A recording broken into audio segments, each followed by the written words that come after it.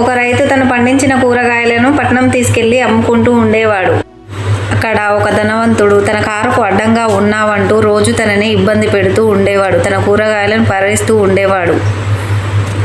అప్పుడు ఆ రైతు సిటీకి వెళ్ళడం మానేసి తన పొలంలోనే పండిన పంటని తామే తింటూ తమ కుటుంబంతో సంతోషంగా ఉంటూ ఉండేవాడు. ఇక తన పంటని సిటీలో అమ్మడం మానేశాడు. ఉన్న దాంట్లోనే సంతోషంగా ఉంటూ ఉండేవాడు. కొన్నాళ్ళకి కరువు వచ్చి ఆహారం దొరకడము చాలా ఇబ్బందికరంగా మారిపోయింది. అప్పుడు ఆ ధనవంతుడు కూడా ఎన్ని డబ్బులు ఇచ్చినా ఆహారం దొరికేది కాదు.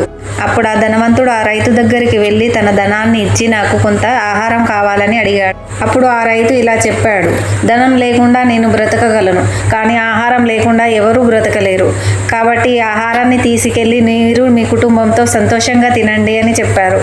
అప్పుడు ఆ ధనవంతుడు ఆ ఆహారాన్ని సంతోషంగా స్వీకరించి ఆ ఆహారాన్ని తీసుకెళ్లి తన కుటుంబానికి పెట్టి తాను సంతోషంగా ఉన్నాడు కుటుంబంతో.